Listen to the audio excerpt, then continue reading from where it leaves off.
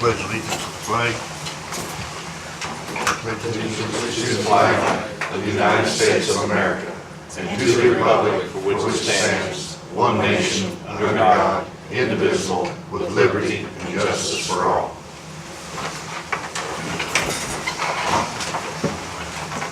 You all have a copy of the minutes of the city meetings. Is there any additions or corrections? Mr. President, if there are no additions or corrections, I move the minutes be accepted as presented. Second. Been moved and seconded, the minutes be accepted as presented. All in favor, say aye. Aye. Opposed? Motion carried. Meeting approved.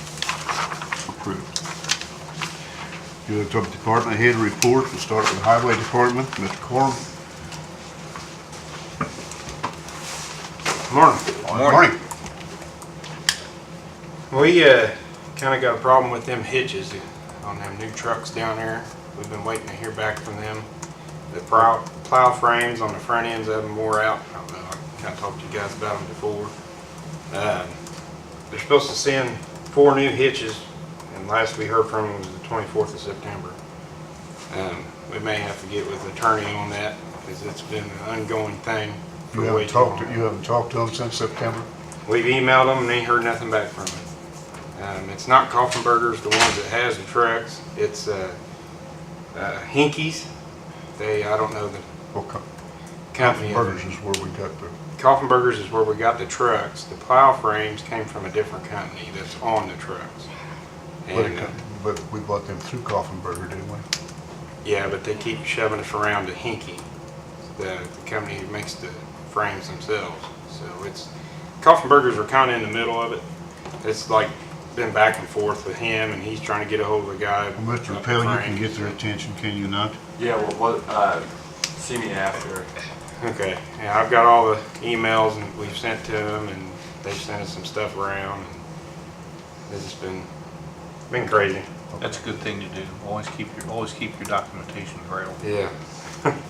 Okay. I posted that operator job on the 29th down there. Our mechanic took it because you got to post that for 3 days for anybody in the house. So he's got 15 days to prove himself. So far he's been doing pretty good.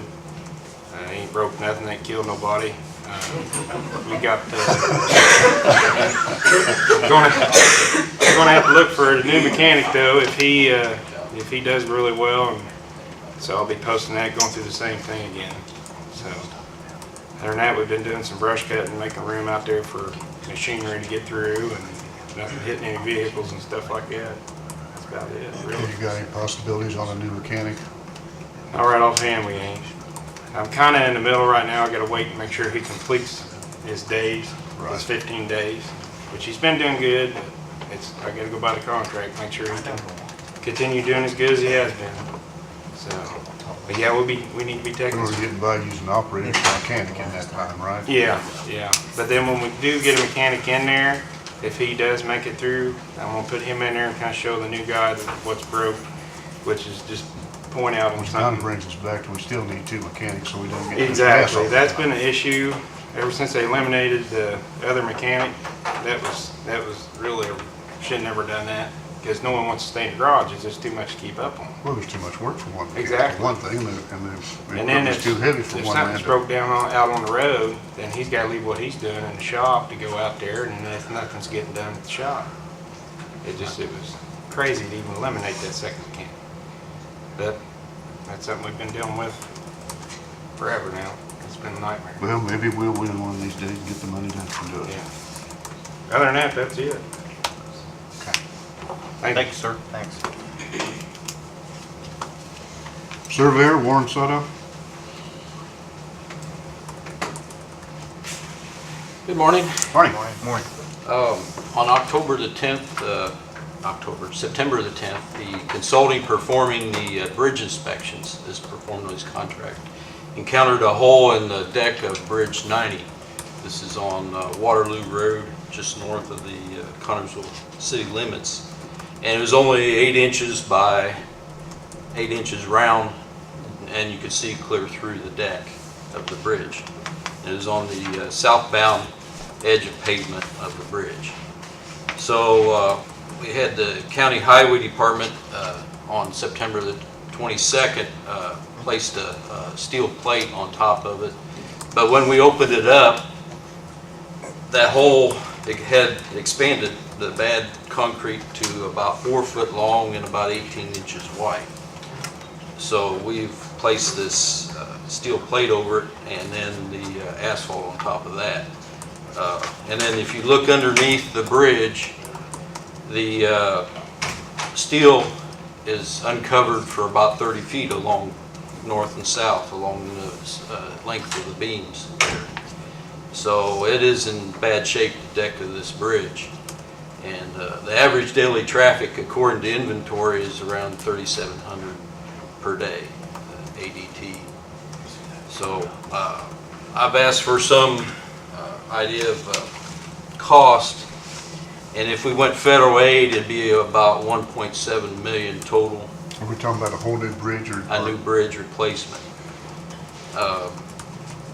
It's going to need replacement eventually, but we could probably repair it, and maybe it'd be 4 years where we could replace with federal aid money, which is 80% federal aid and 20% local share. And if we did local money, it'd be around $1 million. So that would be total money out of the accumulated bridge fund, I would assume. And when do you think we can do this if we go the federal route, which we're gonna have to go the federal route? Yeah, the next call up for projects, from what I understand from Diane Wright, city, it may be in January, and the construction in March of 2019.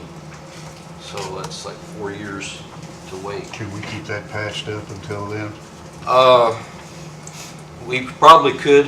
The rest of the deck seems okay. It'd be more steel plates if it, I'll have to watch it, keep it under my supervision and see if it's going to go through. I've got pictures of what the deck looks like. You can see the rebars exposed underneath, and hopefully that would solve it temporarily. Another way would be to put a concrete patch for that length, but to keep the concrete cured, you'd have to leave it one lane bridge for maybe 10 to 12 days. That bridge gets a lot of traffic. Yeah, it's a And lot of heavy traffic. The other question is if you had to close the bridge and you didn't have the money to repair it, is there a way around it? Oh, A long way around it. A long ways around it. You have to go up one and down Newman Lake Road in Wayne County and back. Man, Versus a lot of traffic there to Right. Pennville Road up to 40. And then if we do replace it, it'll be closed probably a year or 9 months during the construction season. So, but we could repair it, I think, make it last for 4 years. Or if you want to be sure, then we have to stretch our Cume Bridge. And I don't think there's money you could appropriated stretch for that far now. with what all we got to do. Yeah, that'd be about a project. Limit 1 all year. other projects if you did that. Right. Yeah, we'd have to do a lot of shuffling in the other projects. We got the bridge on Harrisburg Road that we're gonna have to put in. We got the works. Yeah, that we're going into engineering right now. They've started a survey of it. And so the engineering is $243,000 contract for that. That includes all the environmental impact statements, historical certificates and everything. Okay. Well, So we'll have to keep it, I guess keep our patching crew ready. okay. And then I'll probably apply for the federal aid and hopefully we get Right. approved. This time they don't wait another year for approval. So we'll see how that works out. Do they approve them on a most need basis or just kind of spread them around to make everybody? Well, it depends on the traffic, the road, and the need. Whether it's below, what you call a sufficiency rating. If it's below 50, and it's a rating of 30. So it's got high volume and the major collector route and the need is there. So Okay. hopefully, it's just so much a pot and they got so much to put They're like us, towards they don't have projects. enough to go around.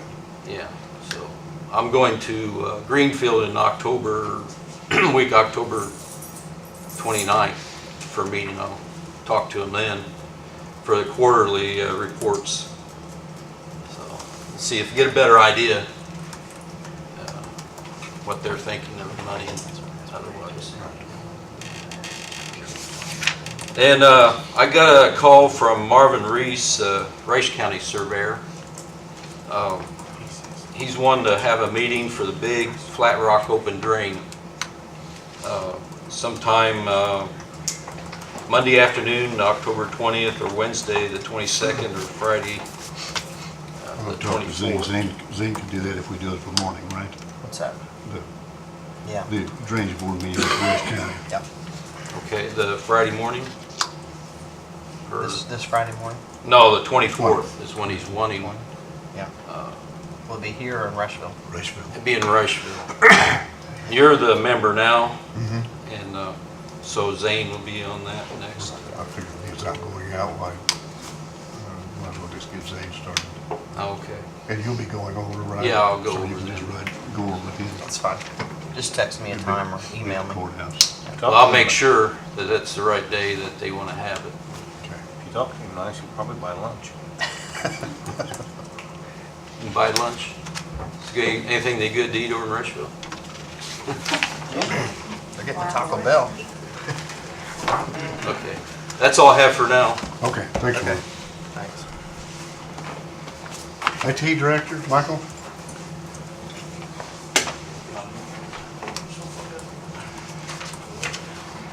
Don't have a whole lot to report this last week. Been watching the phones, and that problem seems to have gone away for the moment, the call quality issue that we were fighting with. I'm reluctant to say it's fixed because they never could figure out what the exact problem was, what was causing it, and it just seems to have stopped. The city has the same problem, do they not? Yeah, theirs was working well, and then they had a problem yesterday, but that's a separate issue. But since we don't know what the initial problem was, it just seems to have fixed itself. I'm reluctant to call it fixed without it having been steady and fine for at least a couple more weeks. They did get another router in for us that they're going to switch out. We'll see if that helps alleviate any further problems from coming back. It's no cost to us, it's all their equipment. But that should be happening sometime in the next week or so. So all this fixing is on them, right? Yeah, yeah.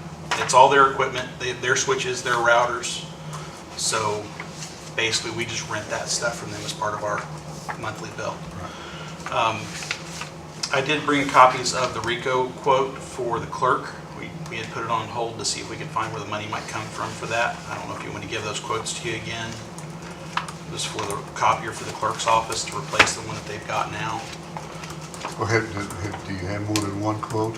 I had 4 at the time. I only brought the copy of the best one Okay. today. Okay.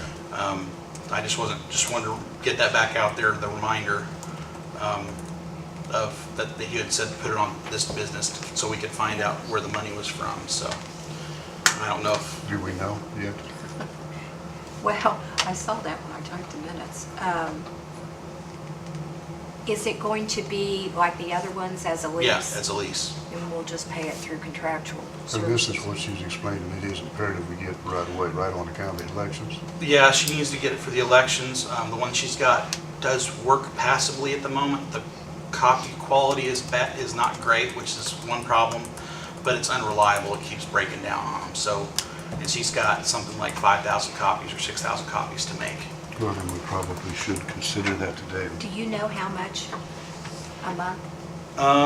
For the 36-month lease, it was $166.49 a month. That includes everything except for paper and staples. Well, that's probably where we'll have to, Yeah. out of the commissioner's budget, contractual services. Right. I'll make a motion that we purchase the RICO. Lease. We're leasing it, right? Yes, we are leasing it. Lease it at the prices that Mr. King just gave. Second. Been moved and seconded that we go ahead and sign the lease with the RICO copier. All in favor, say aye. Aye. Opposed? Motion carried. Only other thing I've really got to report is last week we got a virus down in the health department. It didn't compromise any data as far as anything getting out. However, it did ruin some data, and we found out that the backup down there was not working correctly, and I've ordered another backup system for down there. The data that was lost, they said, is replaceable, so they're gonna manually redo what they've lost. So it's not really end of the world as far as that goes. We fixed the situation to keep it out from happening again, so. Michael, overall, what's our, on a scale of 1 to 10, what's our protection for that kind of stuff? The automated protection, I would say 7 to 8 on the high side. The problem is the human factor. In this case, the employee was browsing with Internet Explorer and it got through a security hole. You know, we can't, all we can do is try to educate people to use more secure browsers and not to click on things that they're not familiar with. And that's how some of this stuff gets in, is they get an email, they don't realize what they're clicking on, and poof, there's virus. So the education side, we just keep hammering at that. Just keep reminding people that, you know, what not to do and better safe procedures and have better backups. So, any questions for me?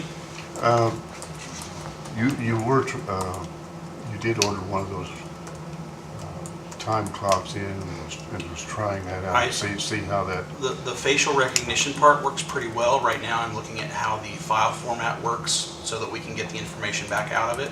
So you're not ready yet to recommend that we. I'm not Go ready ahead to with say this. that we're ready to do it as a live trial and trust it. Okay. As far as the facial recognition part, that seemed pretty solid. It's just now to make sure that it's clocking things in and out like it's supposed to. Okay. So, Okay. Thanks, Michael. Thank you.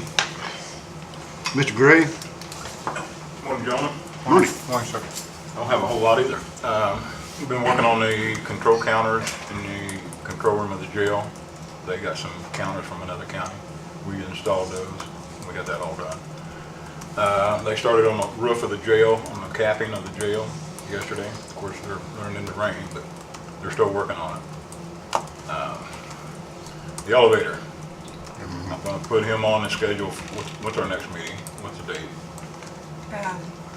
Well, that'll be just, no, the next one will be, I'm trying to think.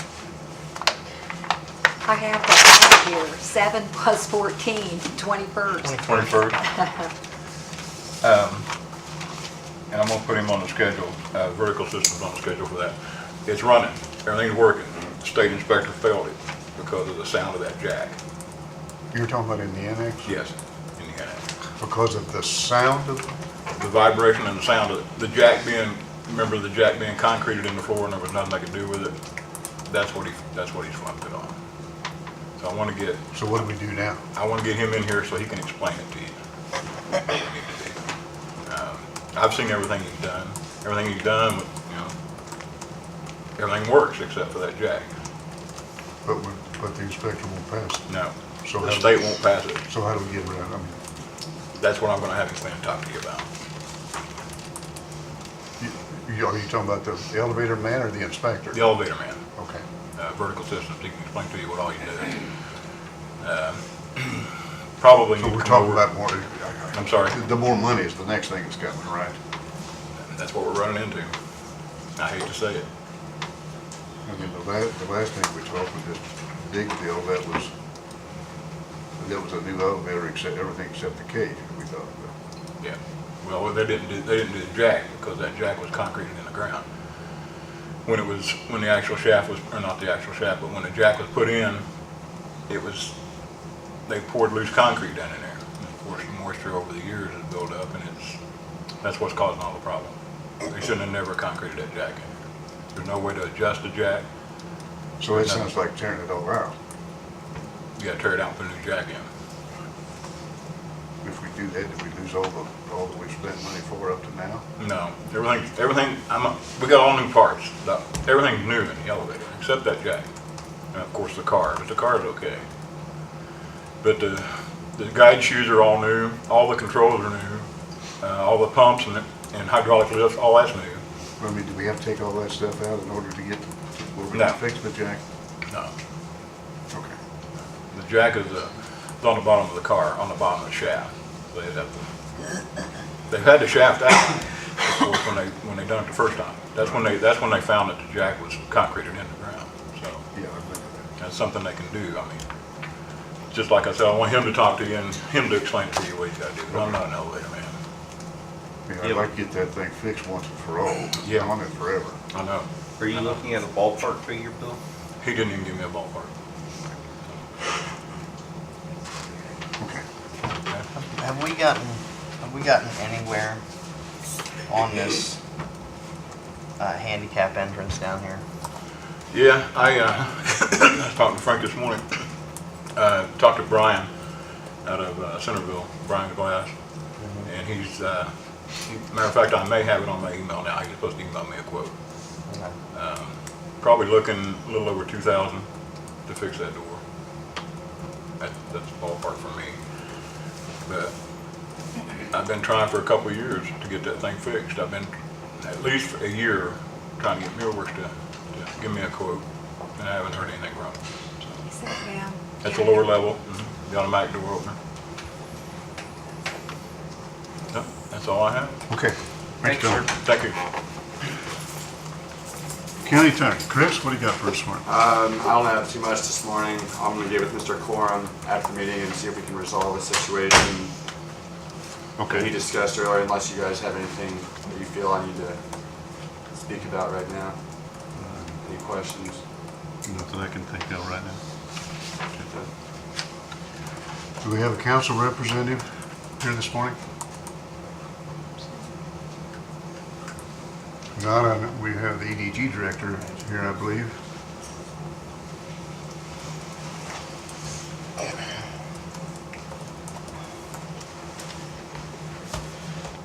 Good morning. Mark, Morning. Last week was a tough week. And I'd like to make just a few comments regarding Stand. We're at a point right now where all of us, me, the city, county commissioners, county council, everyone needs to be positive, very positive. Stance is a great company.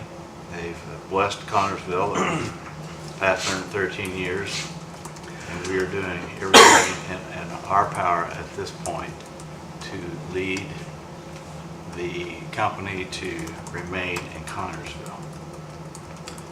One of the things that I would ask this body and all the citizens of Connersville and Fayette County is to pray to God that He will influence leaders at Stand to soften their hearts, turn away from Michigan, and remain in Connersville.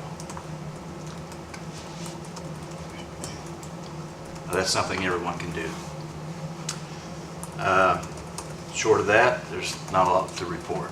It's private and confidential and kind of delicate at this point, so I would ask for interest in your prayers so that we can say and do the right things that would lead Stand to stay in Connersville. I do have some positive news. Talked to the individual this morning. He's given me permission to talk in general about his coming to Connersville and establishing a second manufacturing plant. He has his first manufacturing plant in Florida. He flew up here Friday. And I showed him a couple of buildings, and he's very interested in coming to Connersville.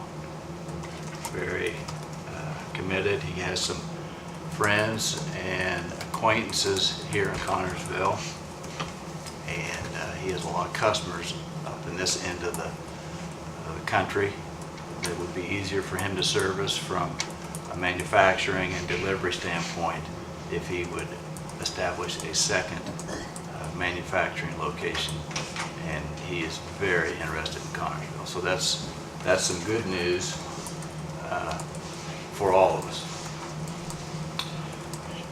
Beyond that, I want to thank the commissioners for your united and individual support of economic development in Connersville and Fayette County. I know my board that I work for value your interest and your support, ongoing support of economic development. We appreciate it deeply. And if you have any questions for me, I'll be glad to entertain. No, we expect you to be back here next month, so reporting, which you've got this stamp deal done and everything's fine. Me too, Barton. Okay. Me too. Thank you, gentlemen. Thank you. Debbie, do we have any mail? Yes, we received a request from Daryl Cox for 4 more unpaid sick days. He has 1 day left and he's needing more for doctor's appointments and other personal We don't know items. what those are. No. So what is your wishes? Would you grant those? Move to approve. Second. We moved and seconded, we approve the request for 4 more days of sick leave for Darrell Cox. All in favor, say aye. Aye. Opposed? Motion carried. Old business, we have none. New business. Manlove Park contract renewal. Jason Crawford.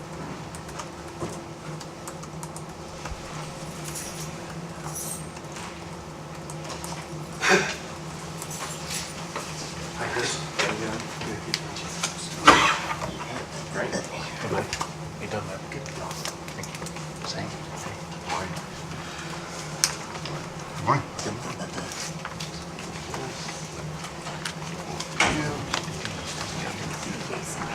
Good.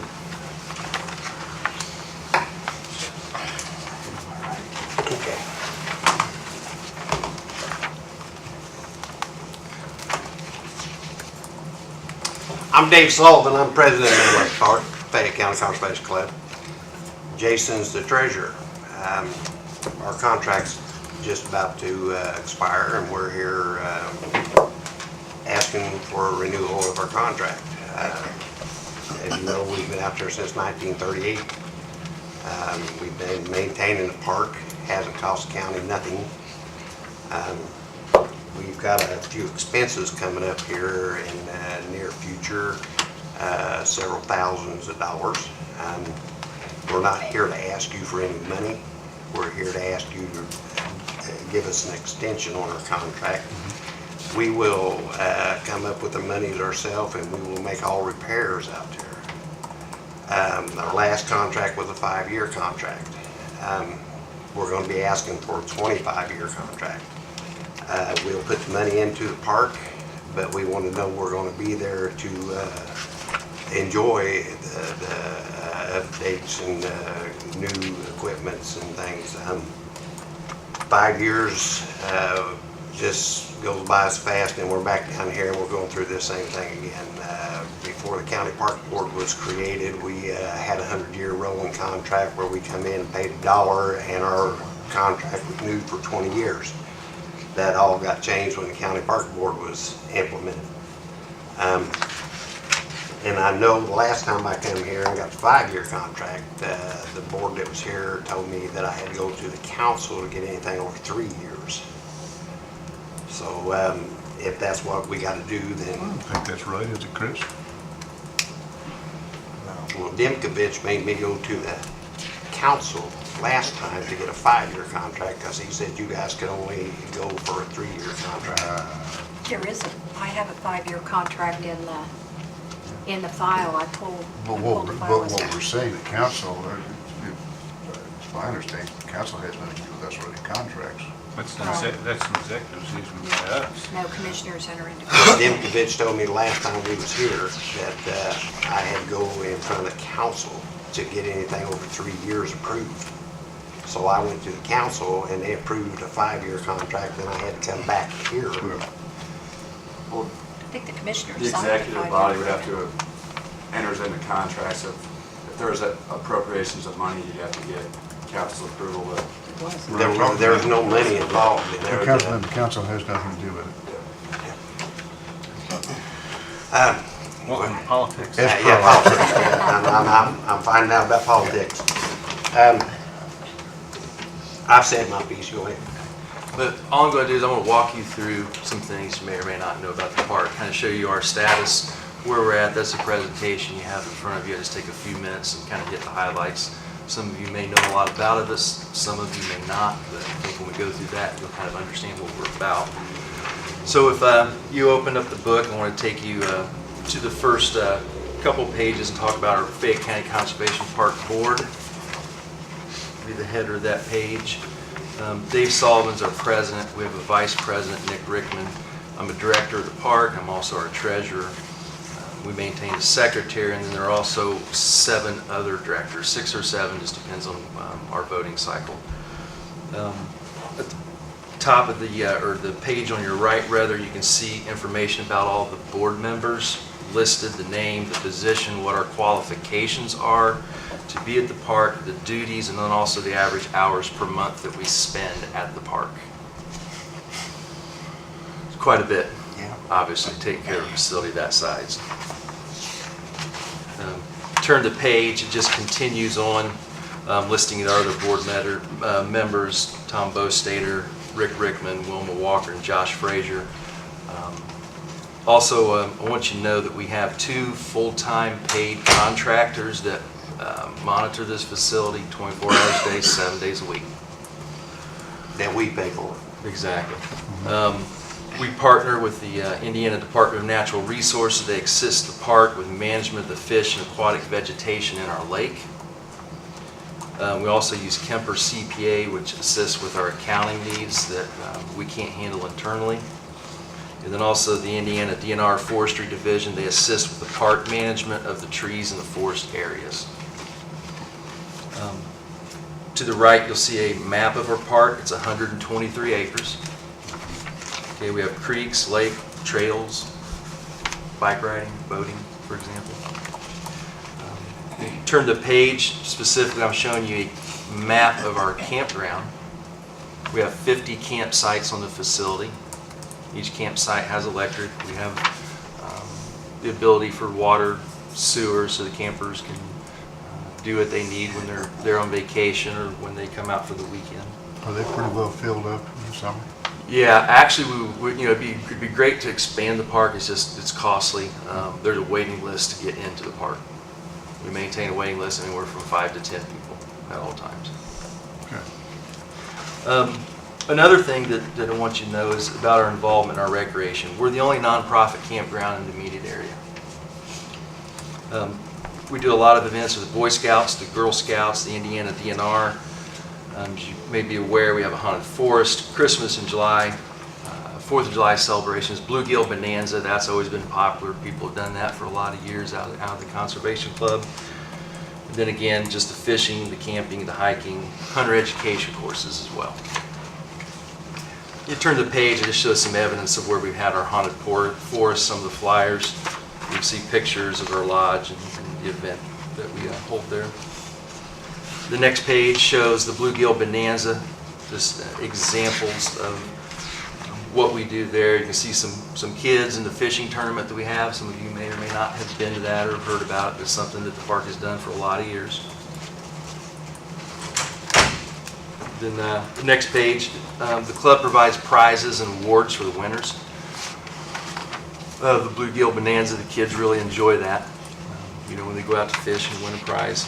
And then to the right, I also want to show you about grants. The Conservation Club, we have a process for grants and donations to support the park. We have key supporters such as Walmart, Stamp, Pepsi, the Fayette County Foundation, and you can see an email from Dina Scripture above from the Tourism Board where they're one of the groups, for example, that supported the park with this year's Bluegill Bonanza. Okay, and then the next page, again, just another example of grants. Grants are really important for a nonprofit organization. We work with the Fayette County Foundation. They support us with equipment, events, so forth and so on. I'll show you a couple slides of that. As far as our legal status, Fayette County Conservation Club, we maintain articles of incorporation. We are registered with the Secretary of State, and that's what you see the page of your right. Now, the club was organized in 1935 when they started building the lake. Okay, and we officially opened in 1938, and that's when the Conservation Club has been in charge of the facility since then. Next page, we're also a registered business entity. We hold a state of Indiana nonprofit tax exemption. And then to the page of the right, Fayette County Conservation Club, we're recognized as a federal nonprofit charitable organization. So I just wanted to show evidence of that as well. Your next page shows liability insurance. Of course, we take on the liability insurance, the property insurance, and so the county does not have to do that. That's something that it's our own policies that we have for the lodge, the facilities, the campground, the lake. That's not a responsibility of the county. We've chosen to do that, and we manage all that ourselves. Just have show examples of our policies there. Then also talk a little bit about the wildlife conservation and enjoyment. If you turn the page, you'll see the Conservation Club provides free use of facilities for many organizations such as the Girl Scouts, Boy Scouts. I actually have a picture of the Indiana Department of Natural Resources. They're actually now holding their district meetings at our park. So there are, as you can see, a lot of conservation officers that show up and visit the park. They love the facility. They just started doing that. They've been out several times. It's been a real good partnership with them. Then I want to talk a little bit about the Manlove Park Dam, because we all know that's gotten some attention in the past. So what we need you to know about that is the Conservation Club, we maintain the dam wall and crest and the sloped surfaces. That entails things like mowing, we do that ourselves, tree removal, pest control, grouting of the spillway, emergency spillway clearing of the cattails, for example, backfill, and we support dam inspections. When the inspectors come out, last time we were out there with Mr. Flum, we're on site listening to what those engineers have to tell us, and we do everything obviously within our power to pull as much of that burden off the county as we can. And as an example of that, We have got that dam where it's a lower risk dam than what it was. correct, In this last inspection. exactly. I'm a high hazard. It went down to a medium, didn't it? Medium risk? Yes. Yes. Right. Yeah, and that's a good point. It's a segue actually to my next two slides as an example of that. I just want to show some evidence from the inspector, Dave Eichelberger. And what you're looking at on your left-hand page is an email where the Conservation Club is actually working with this company and to help initiate some of the things that they found. And the pictures to your right, it's actually an excerpt from the report where they're asking us to clean out a left side still basin. So the pictures to your left is actually the original condition where the tow drain comes out into the spill basin downstream of the dam. And the picture to the right is after the Conservation Club. We have access to equipment, so we actually brought in an excavator to clean out that tow drain and clear that vegetation away. We didn't come to the county. That was within our ability to do. And so at that point in time, then we take the initiative, send the photos back to the inspector so they can put that in a report and keep that up to par. So that's kind of want to show an example of, we don't, like I said, we're not down here asking for a lot of things. We're taking care of that facility, and just to show you an example of that. Also, the next two slides talk a little bit about our woods. We had a tree sale, tree harvest recently, last year or the year before, as you're probably aware. We maintain the wooded trails and so forth and so on, and also we support projects such as the logging. And again, if you turn to the page where it says the Conservation Club worked with the forester, county attorney, county officials, and the logging contractor during the last tree harvest. Got an email here that just shows evidence of that. I'm not sure how tree sales went in the past. I can tell you this one went perfect. There was no damage to our park. Both the county and the park received funds. I know I came down and talked to you. That's split, is it not? Exactly. According to the contract where you get half the Exactly. proceeds and the county gets the other half. Right. We worked with the lawyer that time to update the tree sale contract to make sure that, the county's interests are protected and ours are as well. And it went off exactly as expected.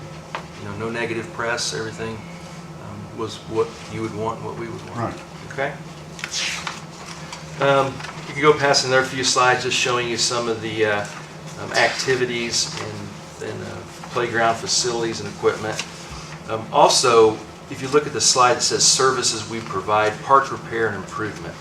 You'll see a picture where we have some tractors and some concrete trucks and so forth at our park.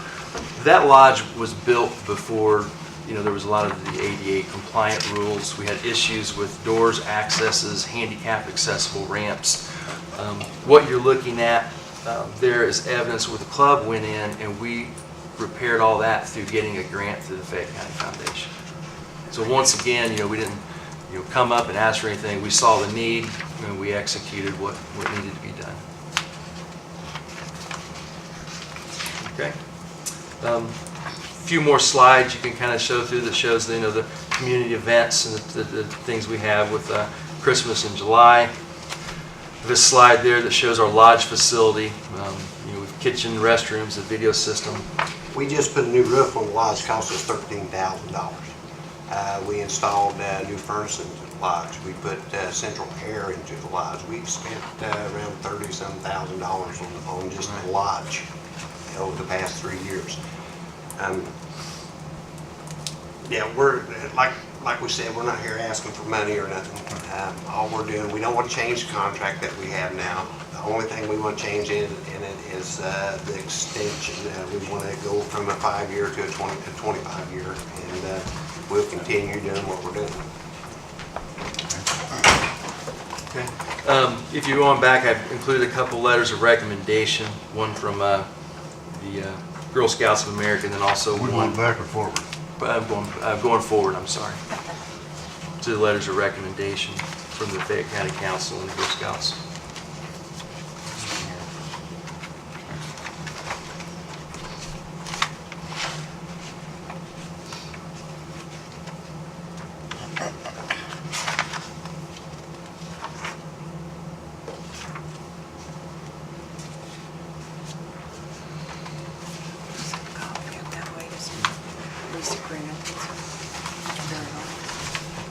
Yeah. Okay, so let me summarize. Fayette County Conservation Club and what our intentions are. We'd like to renew the lease with the county for a 25-year term. There's investments that are required for the State Board of Health. We've had inspections where the State Board of Health wants us to come in, change some of the antiquated power, facilities, so forth. There's investments required for the park office, capital equipment. We have specialized equipment like tractors we use to mow the dam wall. There's investments that are required there. Then also for our utilities and infrastructure. So we want to develop a new lease agreement that reflects and confirms your commitment with us, something beyond the 5 years. We're asking for a 25-year contract because of these investments that we're going to have to continue to make to our park. I've included on the last pages a copy of the existing contract, just for your reference. So are there any questions, and what would be our next steps? Well, I don't have any questions. I think Conservation Club has done a super job up there, and we have had a good relationship. I do think it's prudent, being we're talking about a 25-year deal, and we have a new attorney and new commissioners that have not been familiar with this, that we look at this and bring it back to our next meeting in the middle of the month. I anticipate going ahead and getting this done. I can tell you that unless the attorney has some kind of objection, I'm going to vote for it. So. Right. Well, we appreciate it. We love our park. We've got thousands of people that visit it every year, and we're open to the public. It's all free to the public, and it doesn't cost Fayette County nothing. And we're not asking for no money from you. And we appreciate that. No, I know money's hard right now. We understand that. And all we're wanting is to get it extended a little bit. That way we feel good about putting in more money and keeping it up. like I said, we don't want to invest all this money and then 5 years down the road say, well, we've got somebody else we want to move in here, you guys get on out. Right. You know. And I can understand that. Like I say, this was brought up to us this morning, and I think it'd just be prudent if we look at it and finalize it, which is the 21st. Do you want me to draft the proposed 25-year lease? Yes. And do you have the contact information? Yeah, I'll send you my contact information. You can draft it. Like I said, I've included a copy of the one that was done previously, so essentially what we're looking on, just an adjustment in the term of the lease. Okay. Okay. We thank you for your We'll see you the time. 21st. Thank you. We'll be back.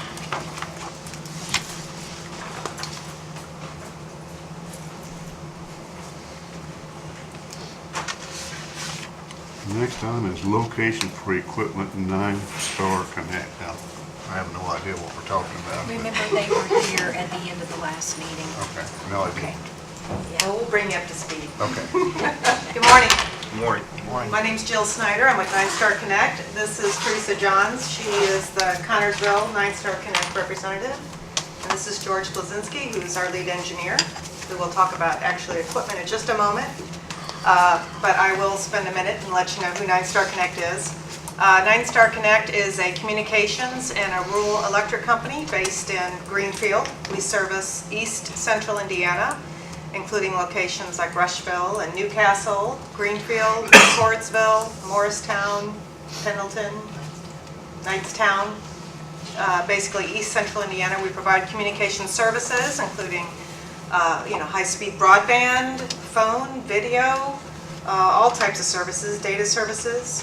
We use state-of-the-art equipment, fiber optics, the latest in technology. Cisco switches. I'm trying to throw out terms here that your IT person may be interested in. I've used you guys before in Rushville, I know you are. Okay, great. Phone systems, things like that. We have recently acquired assets to Connersville, so we now have fiber optic service to Connersville that terminates here downtown, and we'd like to start providing services to the Connersville community. What about the rural areas? What we'd like to do is what we do when we come to a new city or town is we start with businesses, government agencies, hospitals, schools, and get a footprint in that community, and then we expand out from there to the more rural areas. We are a cooperative, so the investments we make come back to the company. So we don't have stockholders. Our members are owners of our company. So to financially support and grow in the communities in which we serve, we usually come in, with the businesses and commerce, and then we expand to residential. And you would be competing against the ones we have here now, such as, Correct. right? So I'm going to turn it over to George, who's going to talk about the topic on the agenda for today. Well, as far as the first thing when establishing, trying to get a network up and going, you need an initial point of presence. Like in the city of Greenfield, we used the Greenfield Police Department, the courthouse. We got to find an anchor, basically to hook this fiber up, get equipment in, and start growing the network out throughout town and then spreading out throughout the county. And courthouse is the center of town. It's the center of activity. We looked at there's a vacant or gravel parking lot kind of right on the edge of the courthouse property. I'm not sure if it's still used for parking or anything else, or overflow parking. Yeah. Where are you talking about? That isn't ours. That property doesn't city? belong to us. No, It's privately owned. private. Okay. And the other option was, I think we He's talked wanting about to it sell it, but at the last. I don't know if they'd be willing to sell me 10 feet by 10 feet. That's I need a postage stamp size footprint on there. And the other option we have explored in the past was renting or leasing space inside the courthouse. If there was an empty room in the basement that was climate controlled, and unfortunately, saying in the telecommunications world, Murphy's Law, equipment never fails between 8 a.m. and 5 p.m. It always goes out at 2 in the morning. And so that was the one least drawback of the courthouse. Would there be 24/7 access or ability to get in and service the equipment? well, I don't know what you get into leasing the courthouse out for private business. That where'd you start and where'd you stop? Not really a business office, equipment, just electronics only, a closet. Well, but it is Yeah, for private yeah, business. yes, it is.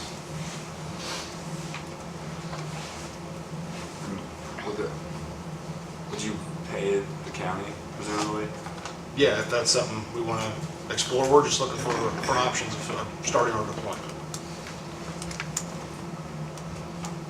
The only thing that I'm gonna reference to that is, and I don't mean to be the bad guy in the room, but the way I see it is if you start leasing out spots in the courthouse for a private company, you have to open the door for everyone. I mean, it's just the way that works. I mean, you can't do it for one and not everybody. And I tend to agree with that, plus, you mentioned having the courthouse open to you 24 hours a day. I see that as a kind of a problem. And like I said, it's not saying, all right, we're not coming to Connersville, you won't give us a spot. It's, we're just exploring I options mean, right now. glad working to try to Yep. find you a spot. Yep.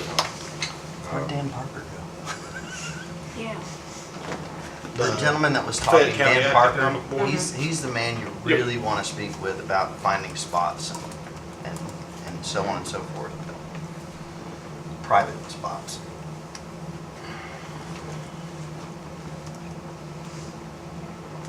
Did you also say energy? Did I understand you correctly? We are an electric cooperative as well. We are in regulated territory, obviously we're not gonna start putting power lines up. Much like, without getting a whole lot of regulatory stuff, everyone has boundaries and everyone has territories, and electric co-ops don't cross into other boundaries.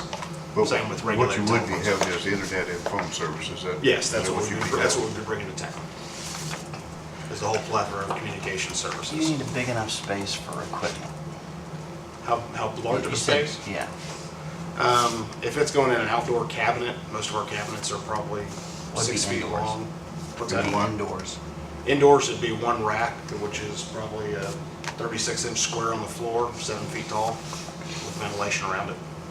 May have us after the meeting, if you can hang around, I may have something for you. And it's close to here. Okay. That's it. Does anyone have any questions about Nice Star? Any other questions? A lot of it was more of an introduction. That, hey, we're coming to town, you may see our trucks. I do Maybe. wish you the best. We like to see new business come to town, and competition is healthy, and hopefully it works out great for you guys. But wish you all the best. So. Thank you. Yep. Thank you. Paula Malton.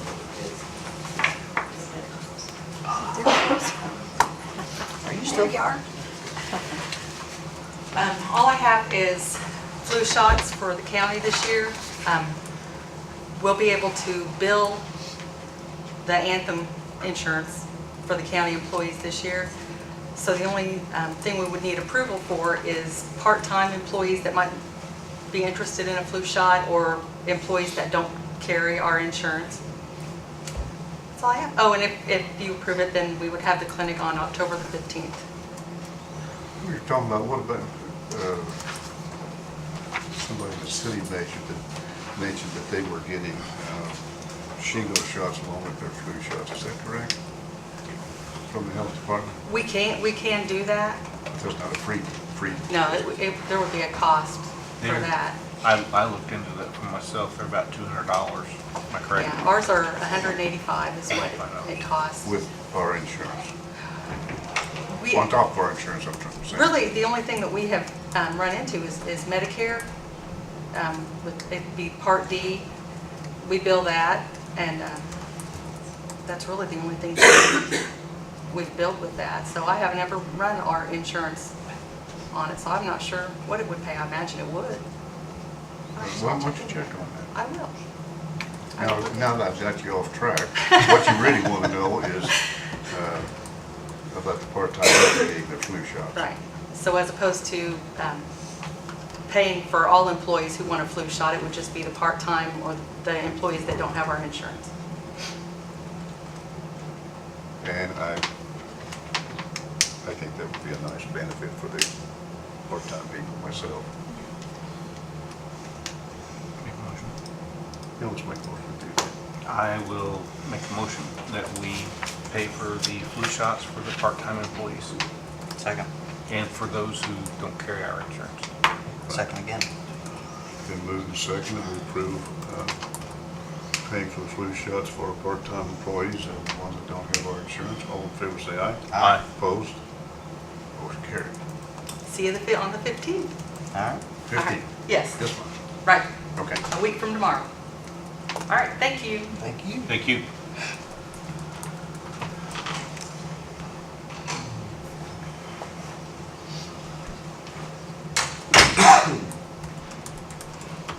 Okay, the next item on the agenda is the Highway Administrative Assistant. She is the one we have now has put in notice that she is going to retire the 2nd of January and also given us notice that she is going to have to be off on FMLA At least a couple of weeks. for at least a couple of weeks. So we have announced before that we're taking applications for that job. I think what we need to do is accept applications for that job until the last this week, and then next week start interviewing so we can get somebody tender to do that job. That's we've got a new highway supervisor down there, and him down there with he's not familiar with. We just need somebody to do the books down there. So with your approval, as I said, I'd like to in the application, taking the application this Friday and then next Monday or Tuesday, Monday and Tuesday, or whatever it takes, interview for that position. I'm fine with that. Okay. We've probably got maybe, I don't know, maybe between 8 and 10 applications. If there's anybody else out that wants to apply, we'll get it in. It's also been posted to all county employees. Right. Do you want to set an executive session next week to get those interviews done? Yes, you think we can get by doing it in the daytime? Monday's Columbus Day. Well, let's do it Tuesday, Wednesday? Tuesday and Wednesday. Maybe we'll, yeah. Zane needs it done in the morning if we can. Morning. Can we start at 9? Okay. Sorry. And we're probably going to have, with the application we go, we're probably going to have 2 days if we just do it in the morning. Tuesday, Wednesday, next week. Is that time suit you, Frank? 9 o'clock? Yes. Yes. 21st and 22nd. Is that right, David? No, the 14th and the 15th. Oh, I'm sorry. Oh, I cannot do it the 15th Okay. because I got a deal then. Can we do it What? the 14th and the 16th if we don't get it all done in one day? Yeah, I can advertise for that. Let's do that. I will get you copies of the applications we have, and then, you might narrow it down to who you guys review those and let me know who you want to interview. Copy of the applications and a copy of the job description. Okay. Okay?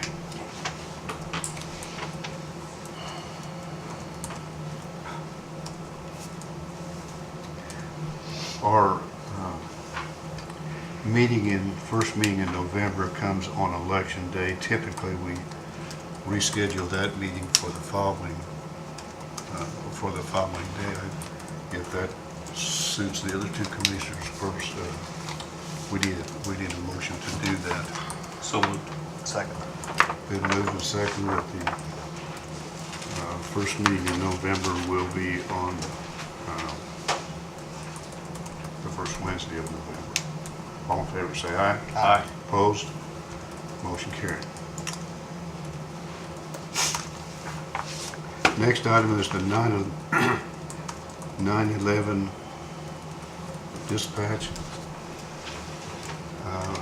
We've had some occurrences recently which a big concern to us. We get some fire calls where there were automatic alarms that would not, the fire truck was not sent. We've had another instance of a sign being reported down and the highway department was not notified. We've since got tort notices from both people involved in that wreck. I see the fire chief is here. Would you like to speak to the situation, Troy? I think we spoke in executive session on that. Do you need me to speak?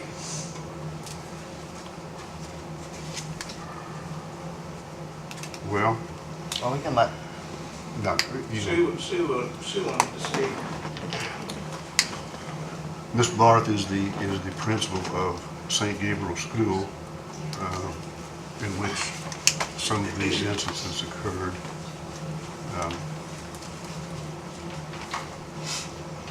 Hi, I'm Sue Barth, principal at St. Gabriel School, and I just have some concerns with the 911 dispatch. On September 26th, we had an alarm go off, and X left the building, and we did not have any, the fire trucks never came. But it ended up being a false alarm. I had some people cleaning in the other building, and they, dust got into the sensors. So in the meantime, we pulled the kids back in, and I called down to 911 and just to tell them that it was a false alarm, and ask why no one came. And the gentleman that I spoke to said, well, it was just kind of confusing down here. And I said, well, but our alarm went off, why, you know. And he said, well, do you want me to send them now? And I said, no, I don't want you to send them now, because it's that's why I'm calling you, because it's a false alarm, and tell you not to come. But I said, you should have been here way before now. So this happened, you know, I told him, this happened one time last year when we had a false alarm, alarm go off, and we were standing outside, and, you know, we're just right up the street here. They should be there in a heartbeat. And again, no one showed up, and I did not call at that time because, yes, it was a false alarm. Our janitor, who was new, was soldering some things in the church basement and set the alarms off. And but no one showed up then.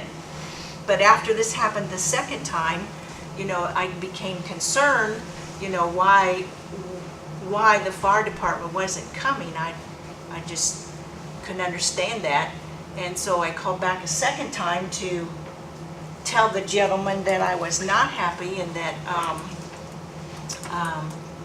something needed to be done, because, you know, when the alarm goes off, that's their signal that something's going on and that they need to be here.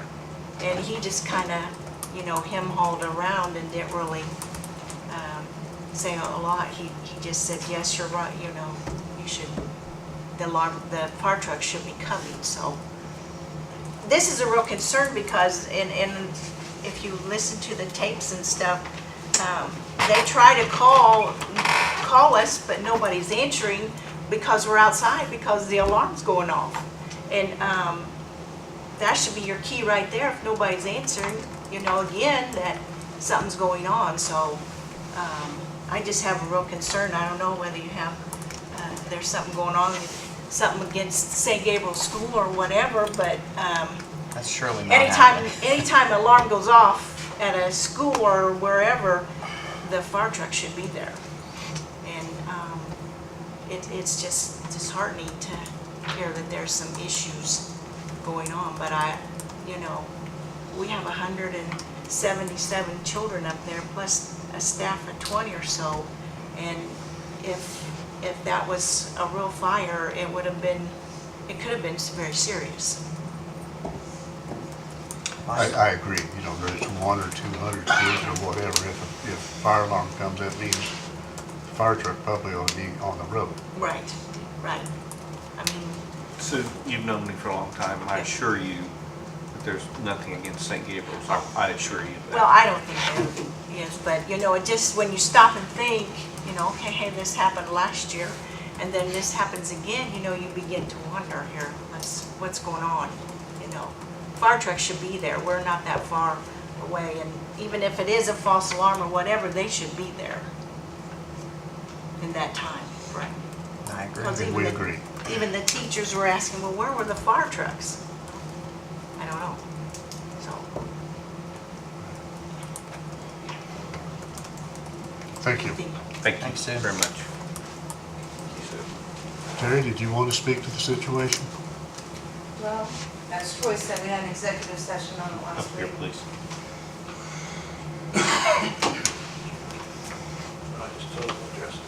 Yeah, as Troy said, we had an executive session last week, and Sue, I happened to be sitting there during the phone call that came in, the first call that you called in.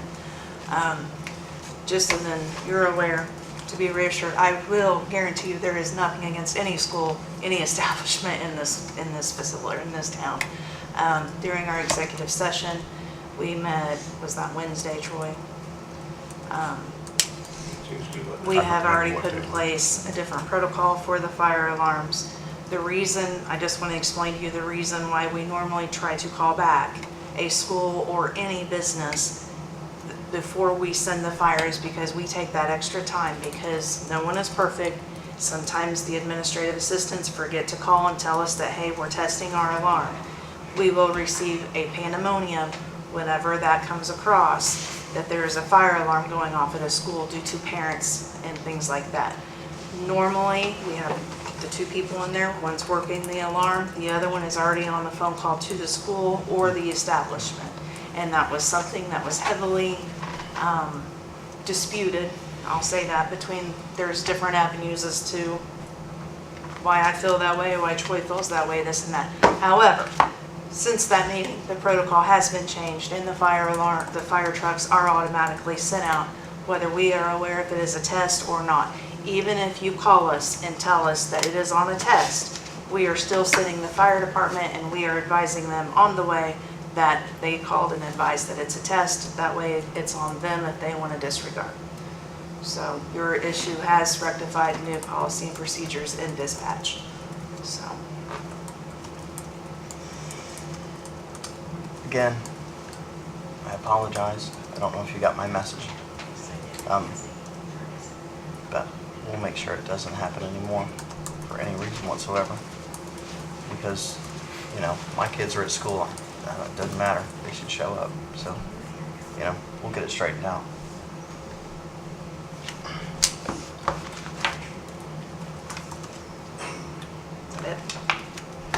Whatever you have to say, Terry, you know, that's- I mean, Pretty much, we had a pretty lengthy executive session and things are being reevaluated, so I apologize for the incident.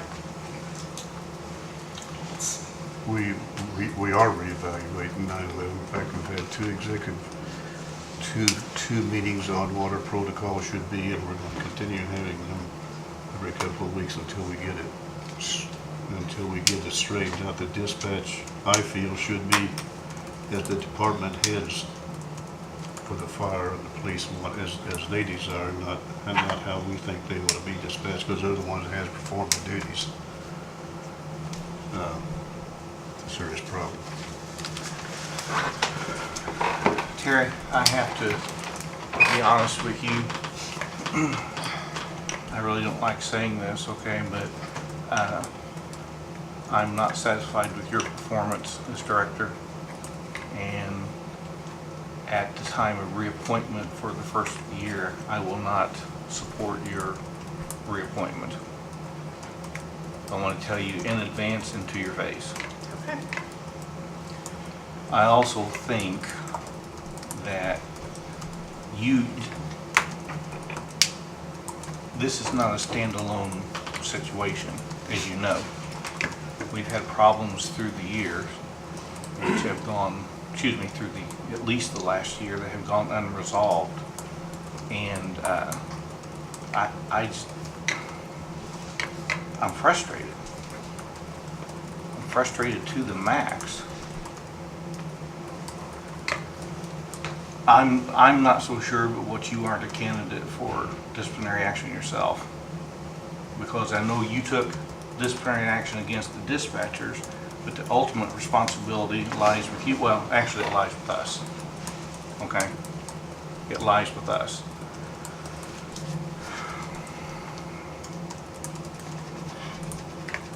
This has to be done in public, correct?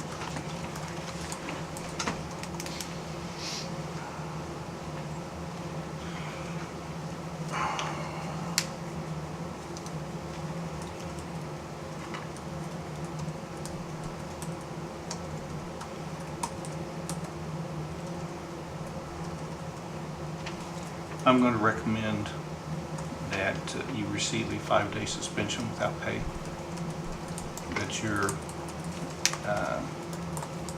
these things be put into your permanent record. And I've already told you how I voted at the beginning of the year. Okay, when are those 5 days effective? Well, we have to vote on it first. My motion may not survive, okay? If it doesn't, Well, if your motion should really state I'm sorry. Your motion should state if we suspend her when it does take effect, and then that was it. Either should be right now or later in the morning, I would assume.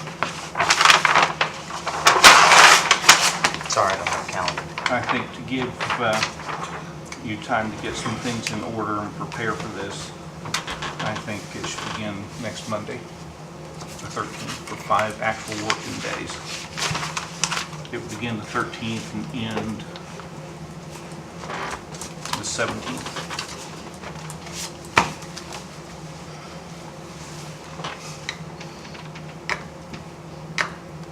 Is that your motion, Frank? Yes, I'm sorry. Yes, Is there a that's second to my that motion?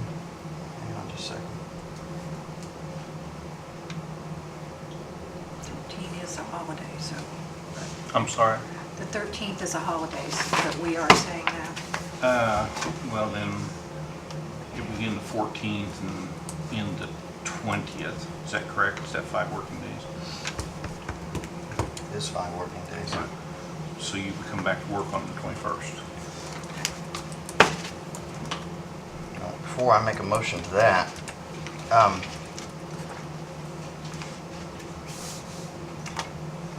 think the public needs to know how 911 is going to function for the 5 days. Does anyone want to speak to that? I think that we will ask the sheriff to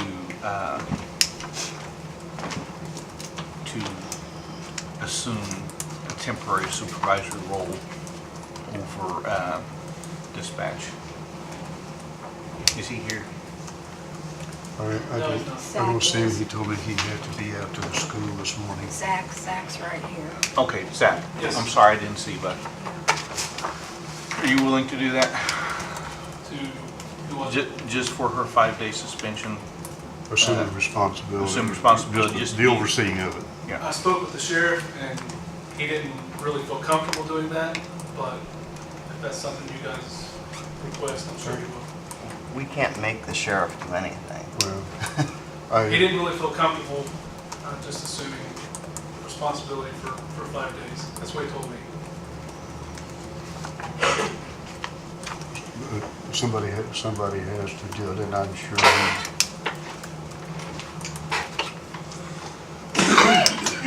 it's either him or Adrian. Well, if he doesn't want to do it, then we'll let him do it. But I Like I said, I had spoke to him previously if something this did occur, and he indicated that he would. If he doesn't, we will find somebody that will. If this motion passes. Mr. Reese wants to talk, but I don't know if he, before the motion. Okay.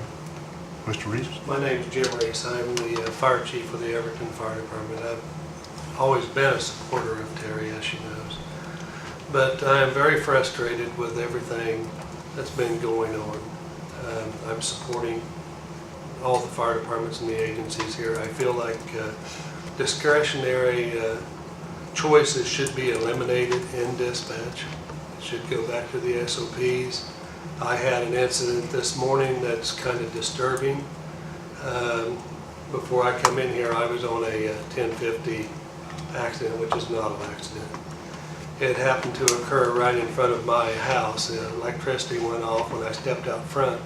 I've got power lines down. This was before the dispatch. As it was being dispatched, I marked on the scene. It was in front of my house. I don't think I gave a location, but it was on one. During that incident, another vehicle came up. It ran into the hanging power lines, and then I had a more serious situation of a young lady trapped in the vehicle. Not injured, but trapped in the vehicle with power lines on top of it. This is where the discretionary thing needs to stop. I radioed in, asked what the deputy, which deputy was on duty. She told me 21-2. I advised him at that point, which it's not standard, to run a signal 10 run to a 1050 PD, as you know. I requested that that deputy respond signal 10. I was in extreme danger at that point in my situation. I'm trying to control traffic, you know. The deputy took forever to get there. When he arrived, I asked him what took so long. He was coming from Pleasant View. He was never advised to run signal 10 after I specifically requested it.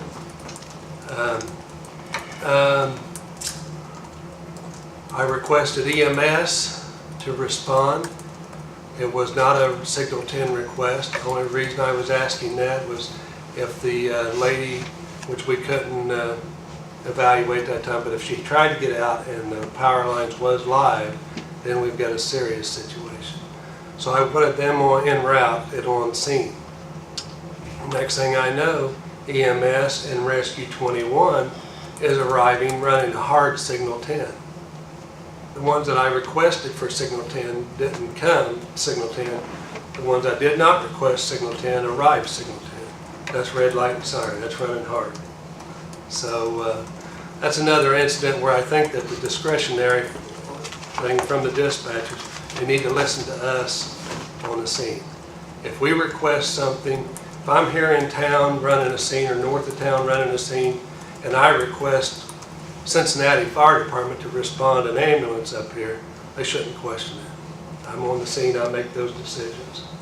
And so before you make your motion, that's what I was wanting to bring up, if it weighs or not. But that was a new one that just occurred just minutes before this meeting. So. Thank you. That was this morning. Do you have anything more to respond? On that one, Respond I to wasn't Mr. aware Reese? of that until just now. I've been over here since 8:30, so I'm not aware of anything. I have to go back and review the tape. All right, we do have a motion on the floor. Is there a second to that motion? Zach's saying. The sheriff just texted me and said we will do what we can to help, but he wants to make sure that the final authority is with you guys. And it Okay. is. And he said we'll do what we can to help. I think All right. Thank you.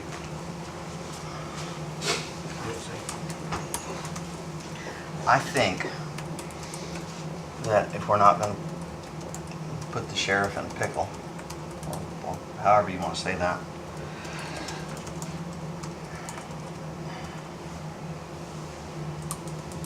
this is hard. This is extremely hard. Especially at the time that we're reviewing protocols and procedures and everything. This is something you don't want to do, I would do. No.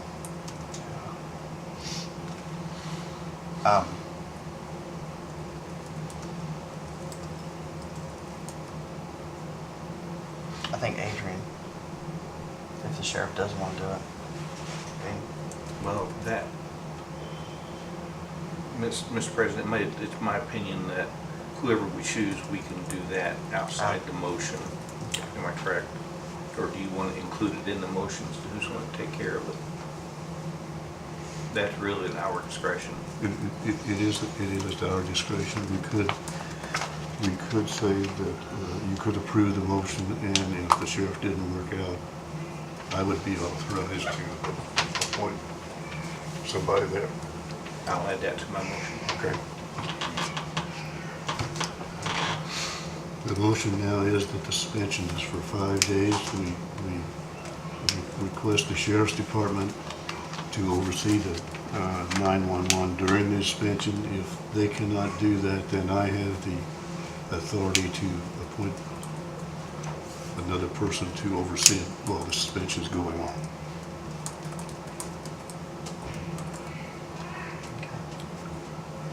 Motion's made. Is there a second to the motion? I'll second.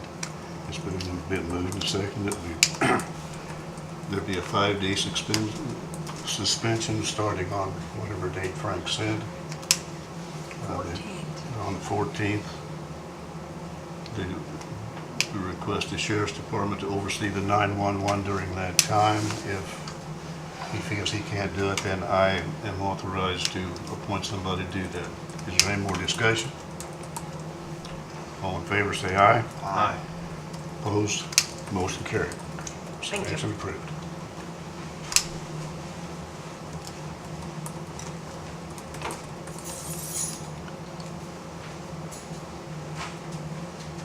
Next item on the agenda, SICA Engineering and Surveying, Dick Roberts.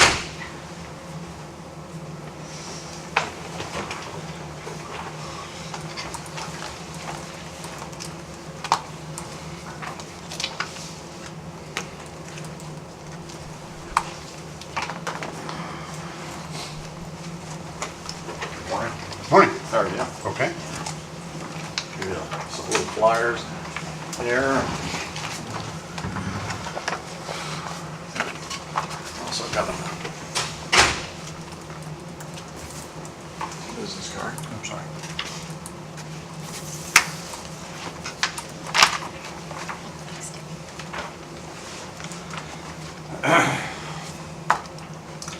Thanks, Commissioners, for just giving me a few minutes here. I just want to introduce our firm to you. We're SJCA, engineering firm out of the Indianapolis area.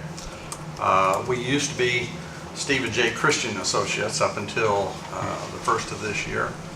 For the last 3 years, Steve Christian has been contemplating his future and the future of the business, and has decided to bring on some new partners. I gave you another flyer that kind of lists our new partners and so forth.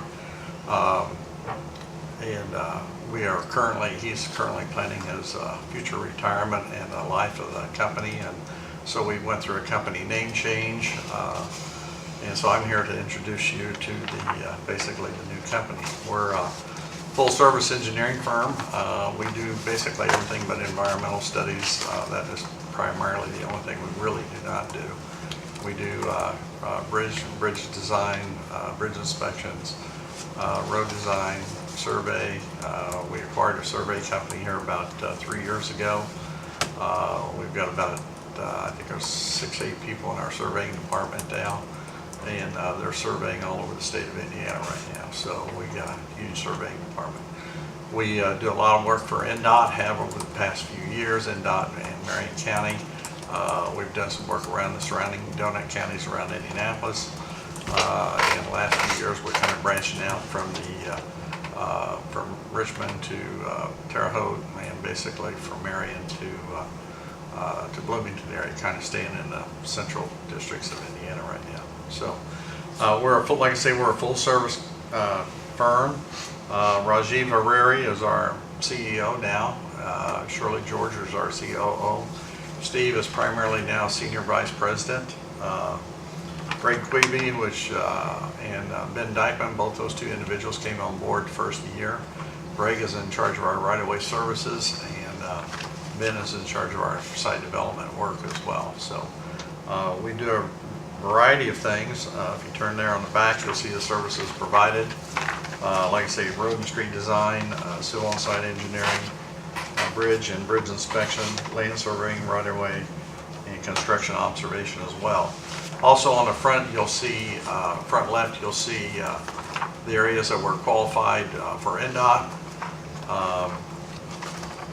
Those are all the things we look for, especially when we go for a federal aid project or so forth, to see what we qualify for.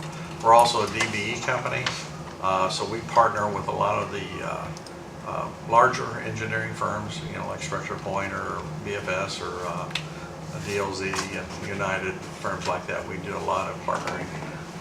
One of our big partnerships is with Underwater Bridge Inspection. We're one of a few companies in the state of Indiana that do their own underwater bridge inspections. So we're also starting to branch out a little bit in Ohio to do some bridge inspection over in that way as well. So we're trying to kind of work our way this direction a little bit. So anyway, I just wanted you guys to put a face with a company name, so if you ever see our name come across maybe on a project or a DB or whatever, you have a face with a card now, and I'll stop by every now and then and see you and say hi. So thanks for the time. Thank you. Thanks, sir.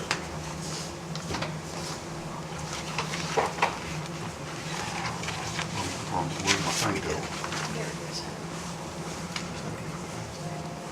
That is the end of the items on the agenda. Do we have any? I do have one thing that we kind of didn't hit on, and that is, when do we want to do the annual highway bid? I've kind of talked a little bit to Richard about it, but we need to get that published in the paper and have that, and have a date when we want to do it. Jay, since you're here, did we normally do that in November, or? We try to have the bids back into your office by the last meeting of the year, so they're passed. So just in December? Yeah, they get them by late this month or in November, give people at least a month to get them back. Yeah. Okay. But we need to do it at least by the early December. I remember that one time we had a gas contract that just got lost in the shuffle and we didn't have any. So maybe we should set that for the first meeting in December? That gives you time, if you find something wrong, you need to adjust. Okay. I can help Richard if he needs help making them out. He needs to, he put in for that administrative assistant. Hey,